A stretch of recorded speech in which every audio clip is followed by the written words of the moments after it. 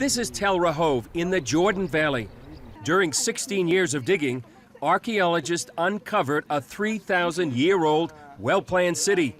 They also found a unique building that might have been the house of Elisha.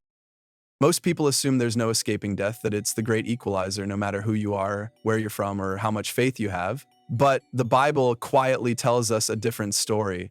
Hidden between epic battles and sacred prophecies are three figures who did what seems impossible. They never died, not from illness, not from age, not even from martyrdom.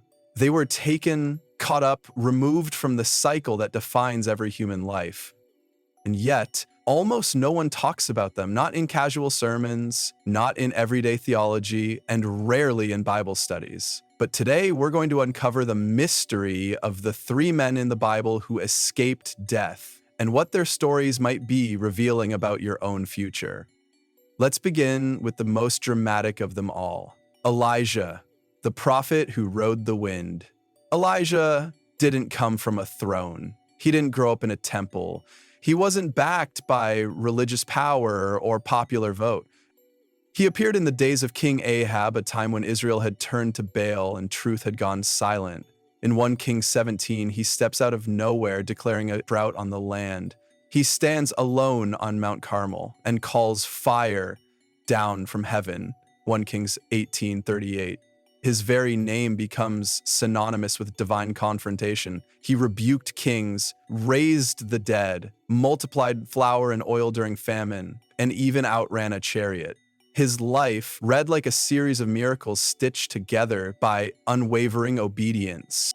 But for all his signs and wonders, Elijah's final moment would outshine them all. 2 Kings 2 tells us that Elijah began a strange journey, not to flee, but to ascend. He and his apprentice Elisha traveled from Gilgal to Bethel, then Jericho, and finally toward the Jordan River. At every stop, the prophets in town approached Elisha with a knowing look and the same haunting question: do you know your master is going to be taken from you today? They knew something was coming, a shift in the spiritual realm. So did Elisha, but he followed anyway. He refused to leave Elijah's side, repeating again and again, "As surely as the Lord lives and as you live, I will not leave you." At the Jordan, Elijah took off his cloak, rolled it tightly in his hands, and struck the waters. The river split, just as it had in the days of Joshua. They walked across the dry riverbed together, a final miracle, a symbolic crossing. Then Elijah turned and asked his loyal companion, "What can I do for you before I go?" Elisha didn't hesitate. He didn't ask for comfort, wealth, or recognition. He asked for something greater. "Let me inherit a double portion of your spirit." It was an audacious request, but not a selfish one. Elisha wasn't seeking power for pride's sake. He wanted to carry the prophetic torch further than his master had. Elisha looked at him and said, "You've asked a difficult thing, but if you see me when I'm taken, it will be yours." Then, suddenly, the sky split.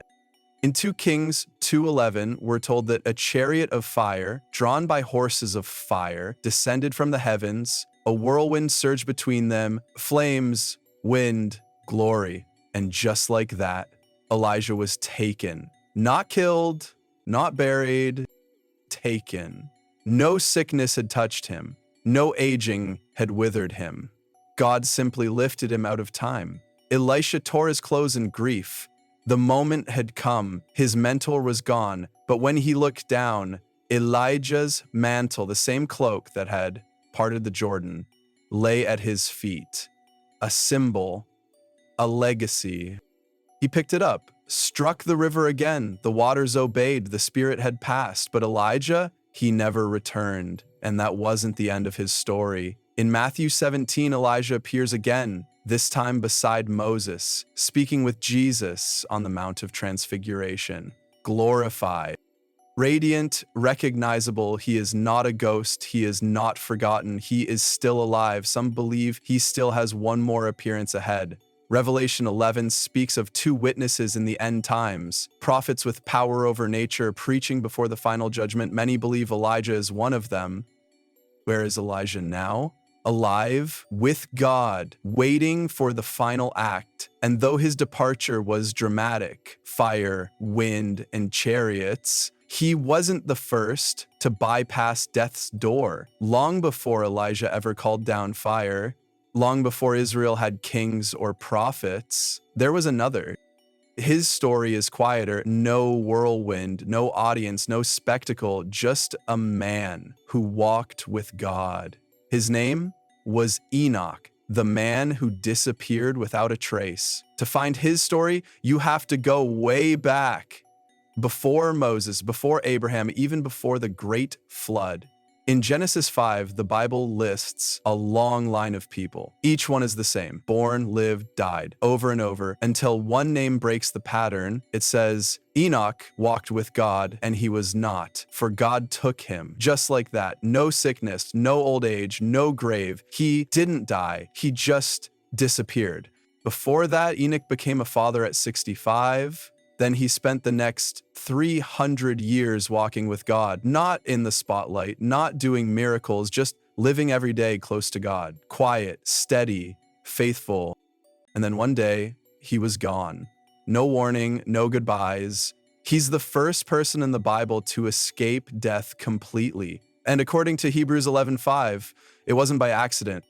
It says Enoch was taken away so that he did not experience death, and that before he left, people knew one thing about him: he made God happy.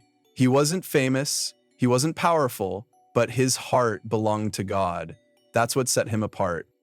Jude 14 tells us Enoch was also a prophet. He spoke about God returning with thousands of angels and bringing justice to the world. He saw what others didn't. He spoke truth even when no one else listened. But in the end, it wasn't his words that made him special. It was his walk. In a world full of chaos, he stayed close to God, and that walk led straight into eternity. Where is Enoch now? Like Elijah, still alive, still with God. Two men, two timelines, one shared outcome. And yet, there's one more. Not a man of the past, but a person of the future, a generation unlike any before. We'll meet them. Now let us talk about the third person who cheated death, but I would rephrase that one. Like I said, the third person is a person of the future, going back to Enoch and Elijah. They weren't just rare cases. They were the opening movements of a divine pattern, one that stretches across history and points towards something far more sweeping. Their departures weren't the end of something, they were the beginning of a promise. Because the Bible doesn't stop at two people avoiding death. It stretches toward a future moment when the exception becomes the rule, when an entire generation of believers won't taste death, but will instead be taken just like them.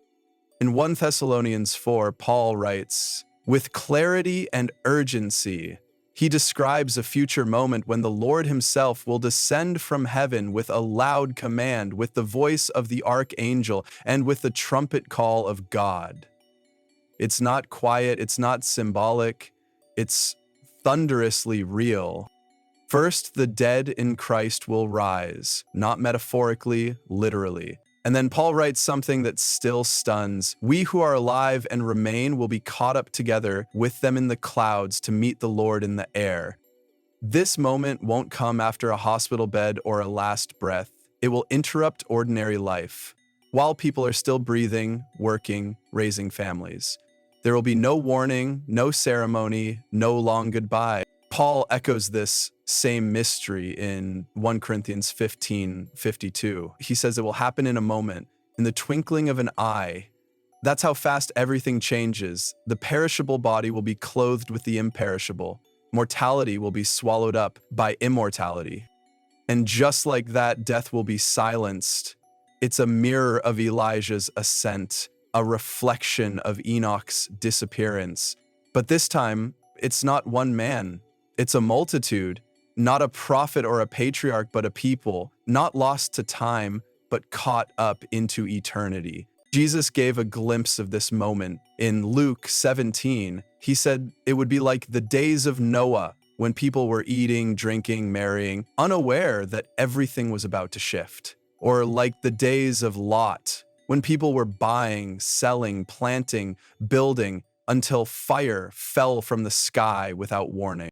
That's the pattern. Life feels ordinary until it doesn't, and the suddenness isn't meant to instill fear, but urgency. A reminder that preparation isn't something we do later, it's how we live now. Because the same spirit that lifted Elijah is still active today. The same fellowship that pulled Enoch into God's presence is still available now. And the same promise given to the early church still waits to be fulfilled. For you, for me, for this generation. This isn't reserved for scholars or saints with perfect lives. It's a call for those who are faithful, humble, and watchful. For those who walk with God even when no one is watching. For those who say yes every day in small ways. Elijah walked boldly into conflict and heaven opened in fire. Enoch walked consistently through obscurity and heaven opened in silence. And the generation to come, they will be lifted in transformation, spirit, body, and soul, without passing through death. Their story hasn't happened yet, but it's written in prophecy, and every day we're getting closer to its fulfillment. This reshapes everything. It reframes how we see hardship, how we value time, how we treat others. When you understand that your body might never taste death, that you could be caught up without warning, it changes how you live right now. Suddenly, your prayers carry more weight. Your worship becomes warfare. Your decisions echo into eternity because you're not just surviving, you're preparing for a meeting in the clouds. You may be living quietly, far from pulpits or platforms, but heaven sees. God notices. The very traits that marked Elijah and Enoch, faithfulness, courage, intimacy, are the ones that mark those who will rise when the trumpet sounds. This isn't fiction, it's not myth, it's the third act of a story that's been unfolding since Genesis. So where does that leave you? Are you walking in step with God, not just on Sundays, but every day? Are you awake to the spiritual realm that pulses just beyond your sight? Because the moment is coming, and it will be sudden. You don't need to be perfect, but you do need to be ready. If Elijah could be taken in a whirlwind of fire, if Enoch could be taken in the stillness of devotion, then you too could be taken in a breathless moment of glory. This isn't a message about escaping earth. It's about stepping fully into your purpose here and now, living each day as if it might be the one when heaven opens above you. Because one day it will. And whether it's from a rooftop or a field, from a kitchen or a church pew, someone will be caught. Someone will be changed in the twinkling of an eye. Someone will leave this world without a funeral. So until then, walk faithfully, live with eyes open, keep watching the skies, because at any moment, your name could be called. Now, if these truths stirred something in your heart, know this, you're not alone. Join the conversation. Let us know in the comments which of these 3 stories spoke to your spirit most, and subscribe for more faith-based content that empowers you to see the Bible as living reality, not dusty relic. We're here to help you step into the story God is continuing to write. Until next time, keep walking, keep watching, keep living with heaven in your steps, because the sky might open at any moment.